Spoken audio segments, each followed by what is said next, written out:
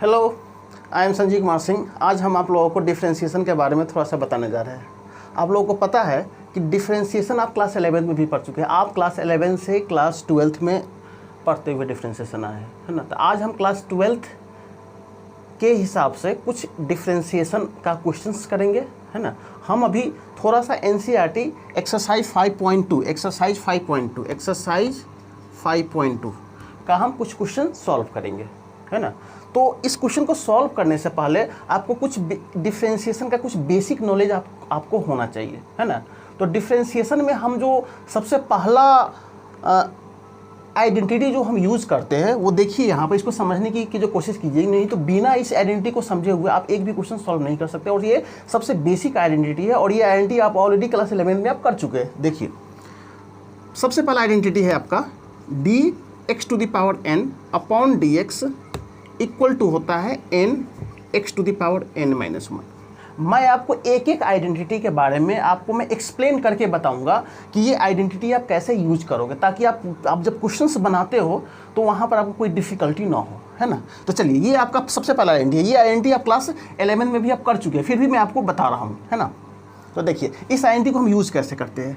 Suppose कीजिए कि y equal to दिया हुआ है x3, आपको निकालना है dy/dx, मतलब फाइंड dy/dx, आपको dy/dx फाइंड करना है। तो क्या करोगे, आप ऑलरेडी क्लास 11 में जब पढ़ चुके हो, आप इसको डिफ्रेंशिएट करोगे। Differentiate with respect to x के रेस्पेक्ट में जो करेंगे तो क्या होगा, ये dy/dx equal to dx³ upon dx। Identity लगाइए, क्या है, nxn-1। यहाँ पर देखिए n क्या है, n आपका 3 है ना। तो लगाइए 3nx, x आपका x ही है, n-1 तो 3-1 मतलब ये हो गया 3x²। तो डिफ्रेंशिएशन को जानने के लिए सबसे पहला ये आइडेंटिटी है। बिना इस आइडेंटिटी को आप सॉल्व किए या इसको अच्छे से समझे हुए आप आगे बढ़ ही नहीं सकते हो, है ना। तो ये हुआ आपका। चलो हम कुछ और एग्जाम्पल लेते हैं आपको थोड़ा सा।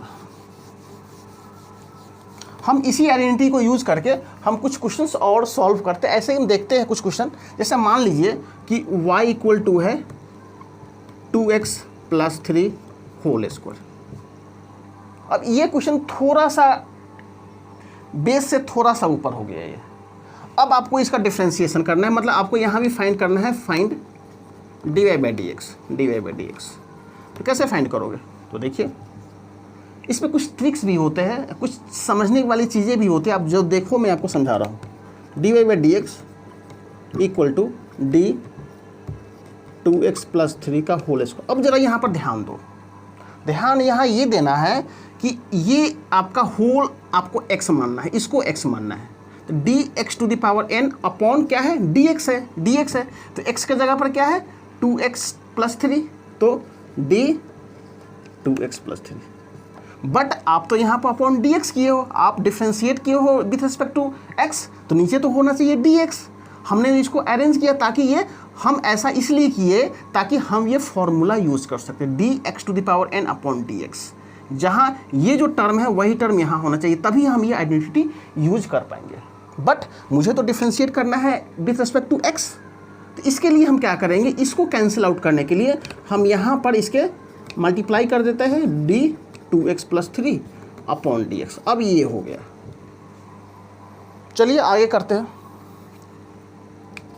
हम इसको जब सॉल्व करते हैं तो यहाँ dx⁴n अपॉन dx है, तो यहाँ हम यूज़ करेंगे यही आइडेंटिटी nx⁴n-1। तो n क्या हो गया, 2, तो 2 nx, x के जगह पर क्या है, 2x + 3, तो 2x + 3 to the power 2-1 n2।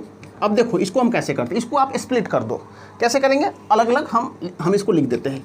तो d2x upon dx plus d3 upon dx, ये हुआ। आगे बढ़िए, इसको मैं यहाँ सॉल्व कर रहा हूँ आगे। तो आगे क्या होगा, 2x + 3 टू दी पावर 1, 2-1 1। अब हम ब्रैकेट के अंदर हम सॉल्व करते हैं, तो जो ये क्या है, 2x है, तो ये कांस्टेंट है, ये वेरिएबल है, तो कांस्टेंट को हम पीछे कर लेते हैं। तो 2 dx अपॉन dx। प्लस, अब देखो यहाँ पर ये क्या है, कांस्टेंट है, 3 एक नंबर है, तो नंबर कांस्टेंट होता है, तो इसलिए ये इसकी वैल्यू जो है 0 हो गई, ये 0 हो गया।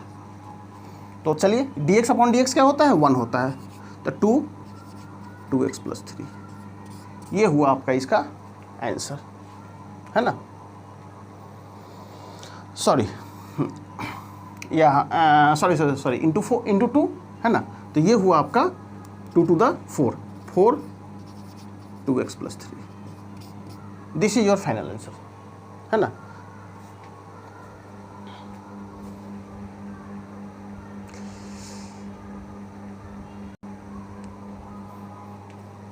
चलिए तो अभी हम ये डिफ्रेंशिएशन हम जो है करने की कोशिश करते हैं, क्योंकि ये डिफ्रेंशिएशन जो है ना ये बहुत ही इंपॉर्टेंट टर्म है, और ये रूट एक्स का जो डिफ्रेंशिएशन है ये आपको बार बार जब आप बड़े बड़े क्वेश्चन सॉल्व करेंगे ना तो ये टर्म बार बार आएगा। तो चलिए हम ऐसे ही इसको हम सॉल्व करेंगे, और यहाँ भी हम यही फॉर्मूला लगाएंगे। हम आपको एक एक आइडेंटिटी बताकर उसको हम अच्छी तरीके से एक्सप्लेन करके बता देंगे कि ये आइडेंटिटी यूज़ कैसे हम करेंगे। चलिए देखते हैं। तो यहाँ भी क्या करेंगे, मुझे क्या फाइंड करना है, फाइंड dy/dx, आपको dy/dx फाइंड करना है।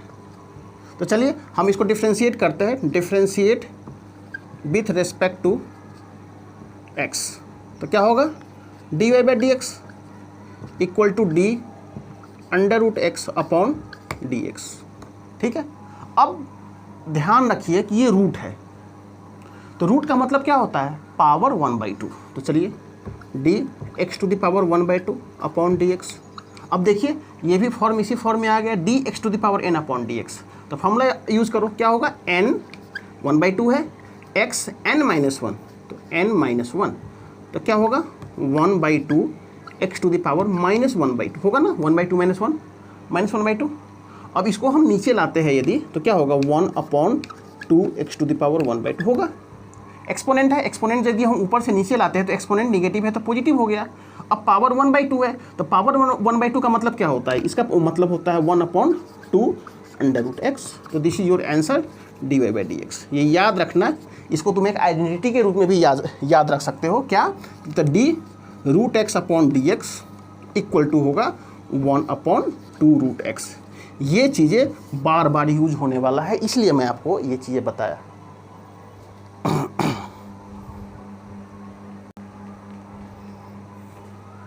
चलिए हम अभी एक और क्वेश्चन करने जा रहे हैं। ये हम लोग पहला आइडेंटिटी कर लिए लगभग, और भी हम लोग क्वेश्चन करेंगे आगे। तो अब हम एक और आइडेंटिटी के बारे में जब बात करेंगे, ये होता है d sin x upon dx equal to cos x।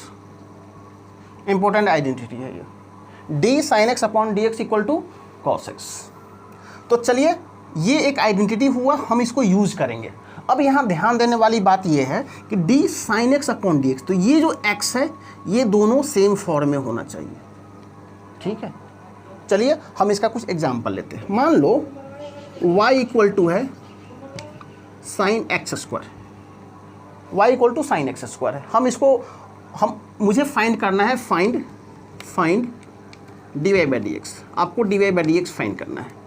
कैसे करोगे फाइंड, हम इसमें यही आइडेंटिटी यूज़ करेंगे। चलिए देखते हैं कैसे यूज़ करते हैं। तो dy/dx equal to d sin x²। अब देखो हमको ये आइडेंटिटी यूज़ करने के लिए यहाँ d sin x है, तो यहाँ x है तो यहाँ भी x होना चाहिए, लेकिन यहाँ तो x नहीं है, यहाँ तो x² है, तो यहाँ भी मुझे x² ही डालना पड़ेगा। बट हमने तो x के रेस्पेक्ट में यहाँ पर डिफ्रेंशिएट किया है, तो नीचे तो dx ही होना चाहिए। तो हम इसको कैंसिल आउट करने के लिए dx² यहाँ डालेंगे, अब यहाँ dx कर दिए।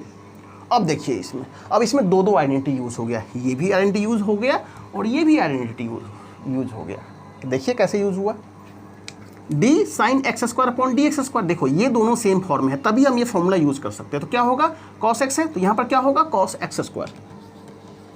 x² इनटू, अब ये देखो इसमें हम यही आइडेंटिटी यूज़ करेंगे, dx⁻n upon dx, nx n-1, तो n क्या है 2, तो nx n-1 सिंपल। तो क्या होगा ये होगा cos x² इंटू 2x। तो हम चाहो तो इसको आप इधर करके लिख सकते हो, तो 2x cos x², ये है। तो मैंने ये आइडेंटिटी, इस आइडेंटिटी को हम यूज़ कैसे करेंगे ये मैंने आपको बताया। ठीक है। तो इसी तरीके से और भी आइडेंटिटी होता है ना। हम जब क्वेश्चन सॉल्व करेंगे, देखिए इसके अलावा और क्या आइडेंटिटी होता है, तो D cos x upon d x क्या होता है, माइनस साइन एक्स होता है। टैन के लिए भी होता है, D tan x upon d x क्या होगा, सेक स्क्वायर एक्स होता है ना। तो और भी आइडेंटिटी होते हैं, हम लोग इस पर बात करेंगे, लेकिन हम अभी थोड़ा सा हम सॉल्व करने की कोशिश करते हैं। एनसीईआरटी 5.2 अभी हम लोग क्वेश्चन लेते हैं।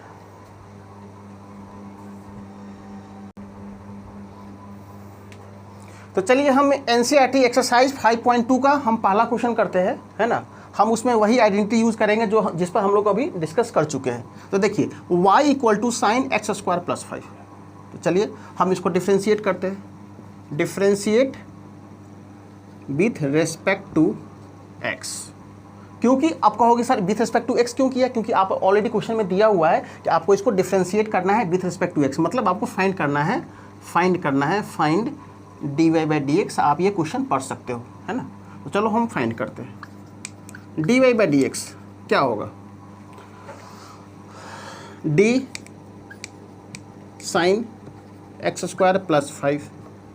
अब देखो d sign x square plus 5 है, तो ये जो फॉर्म है यही फॉर्म नीचे होना चाहिए dx के साथ। तो d क्या लिखेंगे हम, मैंने आपको बताया था क्या कि d sine x upon d x क्या होता है, कॉस एक्स होता है। तो ये दोनों सेम होना चाहिए। तो यहाँ एक्स स्क्वायर प्लस 5 है, तो यहाँ भी मैं लिखूंगा डी एक्स स्क्वायर प्लस 5, लेकिन यहाँ तो मैंने dx किया है नीचे, तो इसलिए इसको कैंसिल आउट करूँगा। तो इसलिए D x square plus 5 upon d x ये हुआ।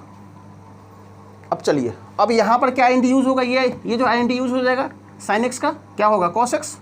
तो चलो कॉस, ये हो गया कॉस, बाकी जो है वैसे लिख दो। बस आपको देखना है फॉर्म एक जैसा होना चाहिए। यहाँ साइन एक्स है तो यहाँ भी डी एक्स होता, एक्स स्क्वायर है तो यहाँ भी एक्स, यहाँ क्या है एक्स स्क्वायर प्लस 5 तो यहाँ भी एक्स स्क्वायर प्लस 5। अब इसको कैंसिल आउट करने के लिए हम यहाँ किए और ये डी एक्स किए, ठीक है। हम ये तब तक आगे बढ़ेंगे जब तक अपॉन डी एक्स ना हो। इसको हम क्या करेंगे बताइए, आपको पता है क्या होगा, d x square upon d x plus d 5 upon d x. बताइए क्या होगा, cos x square plus 5 into क्या होगा, ये 2x होगा। वही पहली वाला identity d x to the power n upon d x equal to n x n minus 1। तो यहाँ पर 2 - 1 करेंगे तो 1 ही होगा, और सॉरी ये होगा आपका प्लस 0, क्योंकि कांस्टेंट का डिफ्रेंशिएशन 0 होता है, ये आप ऑलरेडी पहले पढ़ चुके हैं। तो फाइनल आंसर क्या होगा इसका फाइनल आंसर हुआ आपका 2x 2 - 1 1 cos x square plus 5।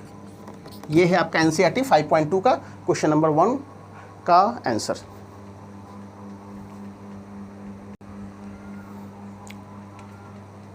अब देखिए ये एनसीईआरटी क्वेश्चन का ये क्वेश्चन नंबर 2 है। हम लोग थोड़ा सा इसके बारे में जो डिस्कस करते हैं, इसके बारे में आपको आइडेंटिटी मैंने आपको पहले ही बता दिया था कि यहाँ पर आइडेंटिटी क्या होगा, d cos x upon d x equal to क्या होता है, माइनस साइन एक्स,